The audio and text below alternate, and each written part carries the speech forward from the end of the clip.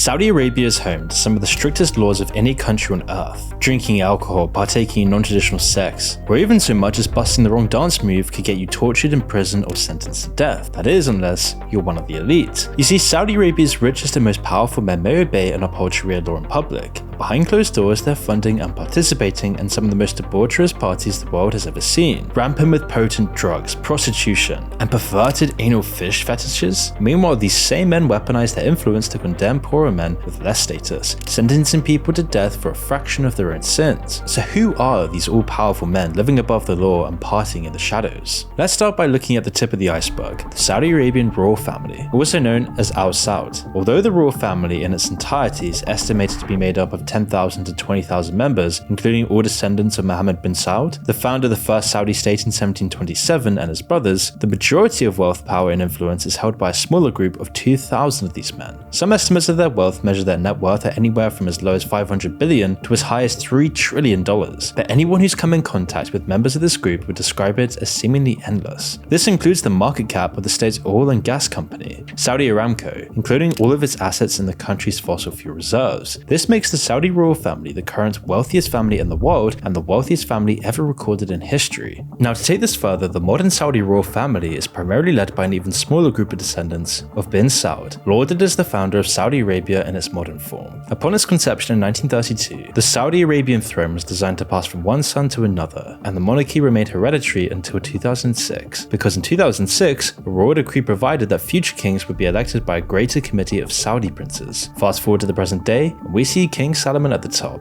King Salman is 87 years old, and it would be kind of far-fetched to imagine a man in his late 80s going on all-night Viagra-fueled benders and hooking up with countless women without having a heart attack. It's likely that King Salman's partying days are in the past. Instead, we need to turn our attention to younger members of the royal family who are making decisions around him, chiefly his son and Saudi's current crowned prince and prime minister, Mohammed bin Salman. Mohammed bin Salman has been nicknamed the party prince by some for a reason, spending a whopping $50 million on just a single behind closed doors party back in 2010, but more on that later in the video. We first have to remember something I mentioned previously, that Prince Mohammed is only one of an estimated 2,000 royals with similar power, wealth, and influence, many of whom are young men with the energy, desire, and power to subvert the famously oppressive Saudi law that their subjects must live by. So when they're being led by the example of the arguably most powerful man in the country, party Prince Mohammed bin Salman, what's stopping them? But again, the Saudi royal family is just the tip of the iceberg here. They're merely hosting these parties, and parties with powerful and wealthy hosts require powerful and wealthy guests. Guests include high-status CEOs and businessmen from the world's largest banks and companies, celebrities, and even various religious leaders from around the world. And although it's difficult to pinpoint who exactly from the tens of thousands of members of the world's elite is attending these Saudi-backed parties, there are plenty of indicators as to who these people are likely to be if we take a closer look at where the Saudi Public Investment Fund has invested the nation's money in recent years. And we will do that right after we examine some of the most arguably insane things that allegedly happen at these underground events. And we'll start with the most notorious report, which surfaced just a few years ago. In 2015, 150 beautiful Brazilian and Russian models were flown private to the remote island, Vila in the Maldives, to meet just a few dozen unnamed wealthy men from the Middle East who had the entire island to themselves. Vila can only be described as one of the most luxurious and expensive destinations in the world, complete with 4 dozen private villas overlooking the Indian Ocean, each with private decks, swimming pools, and their own staff. And the party's host spared no expense. He even made sure there was a snow machine in case guests wanted to experience an artificial blizzard on the beach. And you might say this was a party fit for a prince, and that's because it was exactly that. The mysterious host of this exclusive event was none other than Prince Mohammed bin Salman, the current crowned prince and prime minister of Saudi Arabia, which is why he's aptly nicknamed the party prince. And when I mentioned that he spared no expense, it truly meant it, as it's estimated that Prince Mohammed bin Salman allocated a staggering $50 million to ensure the continuation of this extravagant affair. Each night, the festivities would carry on until the break of dawn, with Saudi Arabia's most influential Muslim men engaging in excessive consumption of alcohol, drugs, and extramarital affairs without protection. Prince Mohammed bin Salman is not oblivious to the potential consequences here. He was well aware that if Saudi newspapers were to uncover the truth about the events taking place in the Maldives, it would be a disaster of epic proportions. The revelation of his indulgent debauchery and extravagant spending would undoubtedly incite a revolt among Saudi Arabia's young population, who are already extremely frustrated by the limitations imposed on their personal freedoms by both both law and religion. And so to prevent this, he implemented a ban on smartphones on the island, and generously rewarded all staff members with a bonus equivalent to 5 months' salary, ensuring the secrets would remain confined to the island. However, this was not the only instance in which Prince Mohammed bin Salman hosted opulent parties that showcased the luxuries forbidden to his subjects. Shortly after he acquired the Serene, an impressive 439-foot super yacht for a staggering $500 million.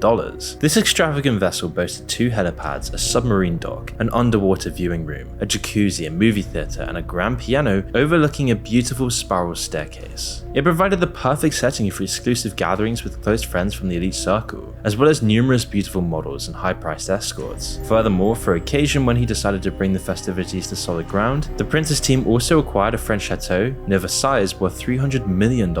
This lavish property served as an additional venue for his extravagant parties, further highlighting this huge contrast between the luxuries enjoyed by the elite of Saudi Arabia and the extreme restrictions imposed on the general population, where there is no freedom, no luxury, no opulence. But despite the well-known scandals involving Mohammed bin Salman, there are a few more shocking tales of immorality within the Saudi elite. In 2018, disturbing accounts emerged from various hotels in Bahrain, Paris, and London. Anonymous hotel staff reported that members of the Saudi Arabian ruling class would host wild orgies in the most luxurious private suites, resulting in extensive damage and exorbitant cleanup fees, sometimes reaching up to $200,000 in cleanup charges. For wealthy Saudis, money, it seems, is never an issue. It's just an inconvenience and the sheer depravity of the Saudi elites that prompts complaints from hotel managers. One hotel employee who chose to remain anonymous described walking into a room completely covered in human feces. Another shocking anecdote came from another former sex worker who shared her experiences on Instagram. She revealed that she was trafficked and paid millions by individuals associated with the Al Saud family to fulfill their most repulsive fetishes and fantasies, which included engaging in sexual acts with dogs, consuming feces, and even using live salmon for perverse purposes. And over the years, numerous stories have emerged about secret elite swinger parties, prostitutes surrounded by piles of cash, excessive alcohol and drug use, and even a lawsuit involving Saudi Prince Abdulaziz. It was alleged that he forced American staff to witness his sexual encounters with another man and engaged in unusual fetishes involving flatulence in a mansion in Beverly Hills, something that would get you stoned to death if you were poor in Saudi Arabia. But if you're an elite, it's a whole other story. And although the prince managed to evade charges, it is difficult to imagine a scenario where criminal allegations persist when you're the nephew of King Salman and the cousin of Saudi Arabia's crown prince, Mohammed, known for his lavish parties. In 2010, however, Prince Saud bin Abdulaziz bin Nasser Al Saud, a member of the Saudi royal family, was sentenced to life imprisonment for the murder of his manservant. The victim was then found dead in his bed at a luxurious hotel in London, with signs of severe beating. During the trial, the defendant focused on disproving claims of homosexuality, as this is considered a mortal sin in Saudi Arabia. The prince had desperately attempted to conceal his sexual orientation before the trial commenced at the Old Bailey. The prince's legal team said that if he was outed as a homosexual, he would face execution in his homeland. In March 2013, he was then allowed to return to Saudi Arabia to serve the remainder of his term in a Saudi prison. According to the agreement between the UK and Saudi Arabia, he must serve at least 20 years behind bars before he can be released. But in recent years, stories of these crazy, wild parties and homoerotic encounters and crimes of perverse passion have become less frequent, perhaps due to the family's desire for privacy. It seems they now prefer Prince Mohammed's exclusive and opulent island and yacht parties over visits to cities like LA, London, or Paris. Since the previous reports in 2015, MBS has been running a tight ship, doing his very best to hide the details of his various escapades. However, no matter how rich he happened to be, the truth almost always reveals itself. That begs the question, who actually is MBS? And how did he get to this point? Well, as a child, MBS, the 8th child of King Salman, and the first child of his mother, who was the king's 3rd wife, had a fondness for scuba diving, fast food, and video games, particularly the Age of Empires series. In contrast to some of his siblings, MBS did not travel abroad to England or France for his education. Instead, he always remained in Saudi Arabia, which allowed him to gain a deep understanding of the weaknesses and vulnerabilities of his rivals within the royal family. From an early age, he was obsessed with 2 things: money and power. By the age of 16, he had already accumulated a fortune of around $100,000 by selling the gold coins and luxury watches gifted to him by his wealthy relatives. He then ventured into the stock market and started trading regularly. Later on, he established his own companies, including a waste management business and a group of real estate firms. From an early age, he was known to be ruthless, as evidenced by a popular story where he sent a bullet to a land official who refused to grant him the title to a property he demanded, earning him the moniker Father of the Bullet. He also benefited from his connections with the government, as he and other members of of the royal family were implicated in insider trading after regulations discovered that they were investing heavily in companies just before the significant announcements. As the years passed, and as he became more powerful, MBS morphed into a truly murderous being, developing a taste for blood and revenge. And when the 38-year-old wasn't organizing and participating in wild sex-fueled parties full of prostitutes and cocaine, he can be found organizing the execution of family members and innocent journalists. In 2021, following an explosive episode of 60 Minutes, Democracy for the Arab World Now called for immediate international action to sanction Crown Prince Mohammed bin Salman. The revelations exposed MBS's alleged plots to murder his uncle, then King Abdullah Al Saud, and Saudi exile Saadi Al Jabri. The interview conducted by 60 Minutes with a former senior Saudi intelligence officer offered a detailed depiction of MBS, shedding light on his disturbing and unlawful behavior. The segment presented compelling evidence suggesting that MBS orchestrated a plot to assassinate his uncle with the assistance of Russian agents who provided a lethal poison.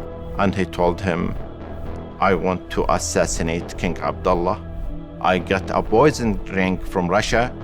It's enough for me just to shake hands with him. The plot was, however, unsuccessful, although a previous plot to assassinate a famous journalist did go as planned. In October of 2018, Jamal, a US-based journalist and critic of the Saudi Arabian government, entered the Saudi consulate in Istanbul, and he never re-emerged. In the subsequent months following his brutal murder, which involved being dismembered with a bindsaw, there were many different accounts regarding the circumstances of his death, the fate of his body, and the individuals accountable for this heinous act. According to Saudi officials, Jamal, who was born in Saudi, was killed during an unauthorized mission carried out by a group of agents who were attempting to convince him to come back to the kingdom.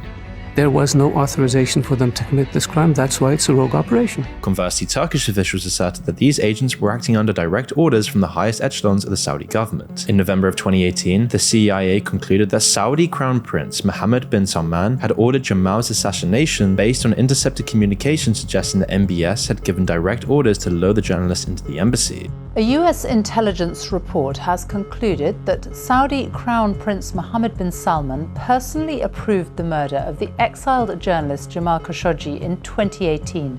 He was killed while visiting the Saudi consulate in the Turkish city of Istanbul.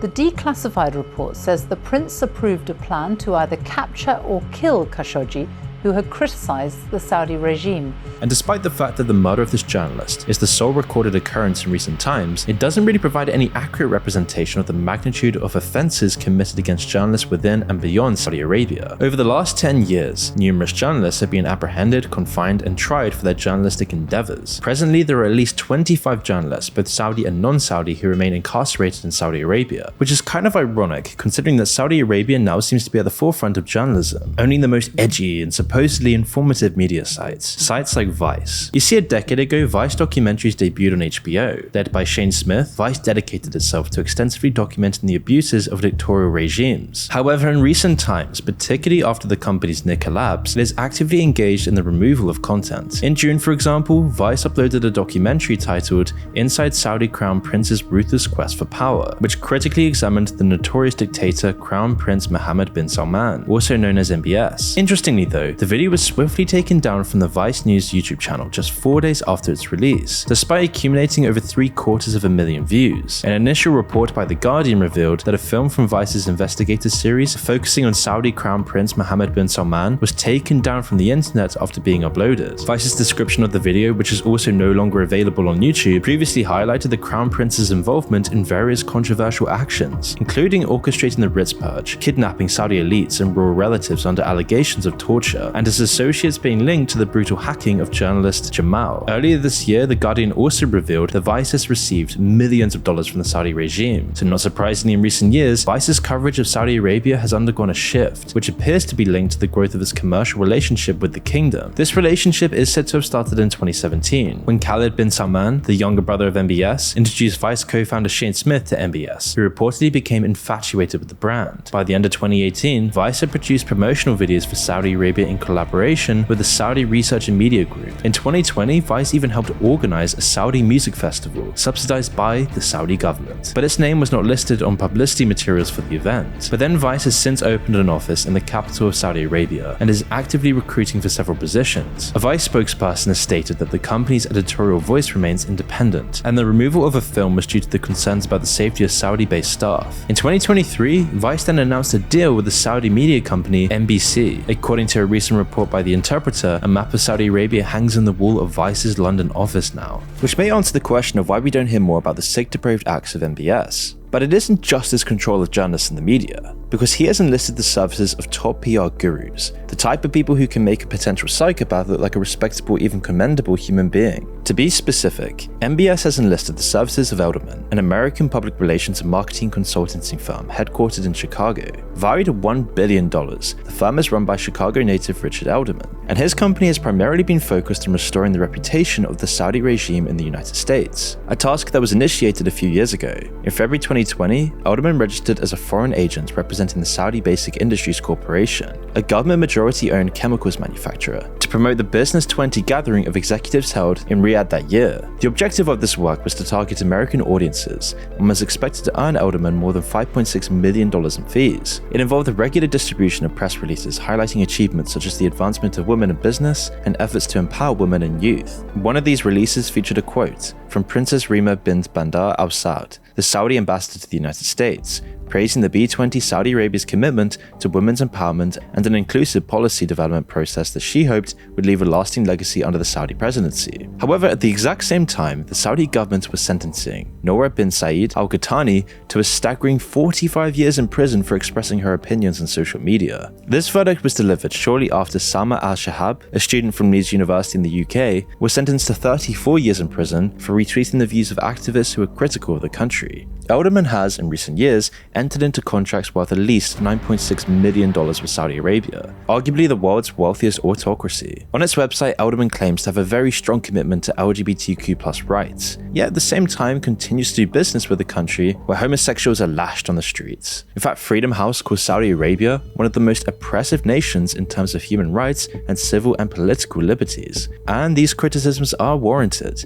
The Saudi government severely restricts political rights and civil liberties, and engages in arbitrary imprisonment, torture, and execution of individuals perceived as opponents. Elderman has also agreed to provide strategic counsel, media relations, stakeholder identification, and engagement, as well as other branding and promotional work in the United States for NEOM, a new $500 billion city in northwestern Saudi Arabia. You see, NEOM is a key priority for Prince Mohammed, who chairs its board of directors. According to Elderman's foreign agent filings, the firm is projected to earn over $3 million from its work with NEOM by the time it's completed. Notably, NEOM is being developed by the country's $620 billion sovereign wealth fund, otherwise known as the Public Investment Fund. Elderman, one assumes, realizes that it has blood on its hands, as the development of NEOM, the innovative, environmentally friendly city in Saudi Arabia, necessitates the relocation of indigenous communities. Those who fail to adhere to the proposed plans face severe penalties, including lengthy prison sentences and even death. Earlier this year, the Office of the United Nations High Commissioner for Human Rights released a report highlighting the displacement and demolition of homes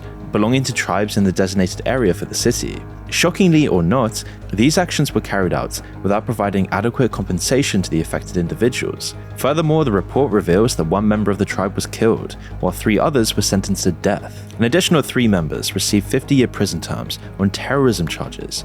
According to the report, these individuals were arrested under the pretext of terrorism, but it is believed that their actual offense was just resisting the forced evictions associated with the controversial project. And with an estimated cost, they're doing this because NEOM is a significant component of Saudi Arabia's Vision 2030 initiative. Introduced by MBS in 2017, this comprehensive set of reforms promises to enhance and promote tourism, diversify the kingdom's economy by creating alternative sources of income, and, rather laughably, promote women's rights. Projected to open in 2039, NEOM is set to occupy a vast area of 26,500 square kilometers in Saudi Arabia, right next to the Red Sea coast. The project is fully owned by the Public Investment Fund of Saudi Arabia, one of the most powerful sovereign wealth funds on the planet. The PIF's reach is absolutely staggering. It is quite possibly the most powerful fund in the world, and its role in helping Saudis to essentially control the global narrative is particularly disturbing.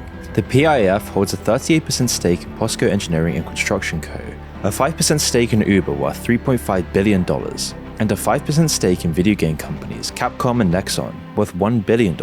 In March 2016, it was announced that the ownership of Saudi Aramco, a state-owned petroleum and natural gas company, would be transferred to the PIF. PIF holds a 5.7% stake valued at $500 million in concert distributor Live Nation, but more in concerts in a minute. In 2020, PIF acquired minority stakes in major US companies such as Boeing, Meta Platforms, and Citigroup. It also disclosed significant stakes in Disney and Bank of America, as well as a smaller stake in Berkshire Hathaway. PIF also disclosed a stake of $827.7 million in oil company BP. In the same year, PIF also plays a key role in Saudi Arabia's worldwide sport washing. Now, as you may have seen, it seems like Saudi Arabia is everywhere in the world of sports. In October 2021, it was announced that the Public Investment Fund would acquire Newcastle United, a huge soccer team based in the UK, following the Premier League's receipt of legally binding assurances that the Kingdom of Saudi Arabia would not have control over the club. Such assurances were, and still are, really laughable, as the PIF's chairman is none other than the omnipotent MBS. Although Amnesty International raised concerns about Saudi Arabia's horrendous human rights record and called for the introduction of standards that would prevent human rights violators from owning Premier League clubs, the takeover was very successful. The PIF also owns the Saudi Pro League, the kingdom's answer to the English Premier League. And that's why in 2022, you started seeing people like Cristiano Ronaldo joining a Saudi Arabian team on a 2.5-year deal, reportedly worth more than 220 million euros. Not to mention Neymar and using Messi as the ambassador, they're putting all the money in to control football. But it's not just football, it's everything. They've also infiltrated the world of golf. In October 2021, Gulf Saudi, a division of the PIF, provided funding for the establishment of LIV Golf Investments, appointing Greg Norman, an Australian entrepreneur and retired professional golfer, as its CEO. And that's when they would create a professional tour known as LIV Golf, previously referred to as the Super Golf League, becoming a huge competitor to the PGA Tour, offering the most lucrative golf tournaments in history and successfully persuading all the top players to participate. Almost all the top golfers joined, for hundreds of millions of dollars. But some notable players did actually decline the opportunity to join the new league, with Tiger Woods rejecting an offer nearly worth $1 billion. Rory McIlroy, a vocal critic of the tournament, aligned himself with the PGA Tour, criticizing all the players who joined LIV Golf as just being another pawn of Saudi Arabia. And now the PIF is also trying to take over tennis, acquiring a stake in the United Cup, a mixed national team tournament organized by Tennis Australia, which is now working on moving the Joint Association of Tennis Professionals and the Women's Tennis Association event to Saudi Arabia. Earlier this year, reports started to emerge about WWE, the world's largest professional wrestling company, being sold to the PIF, with the WWE having a strategic partnership with Saudi's Ministry of Sport. That's why all the time now you see WWE having these huge large-scale events in Saudi Arabia annually. And not content with wrestling, soccer, golf, and tennis, Saudi Arabia also has its sights on the world of esports,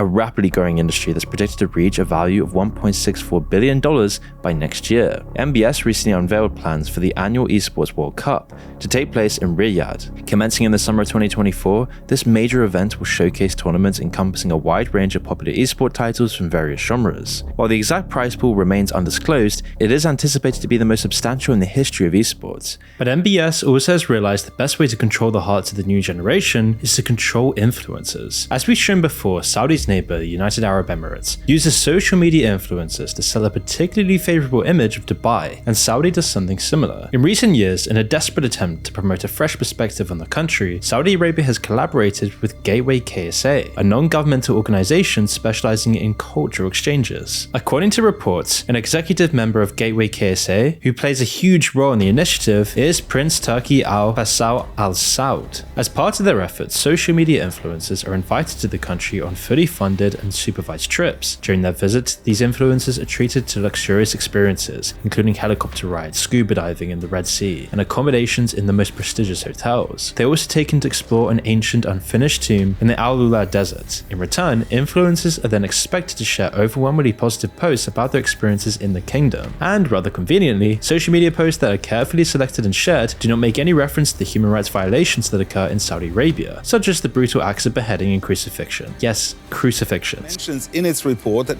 81 people were executed in Saudi Arabia in a single day last year. Not only is the Saudi regime beheading people in the streets, they're crucifying them. Ali al-Nimr was just 17 when he was arrested and then sentenced to crucifixion for protesting during the Arab Spring demonstrations in Saudi Arabia.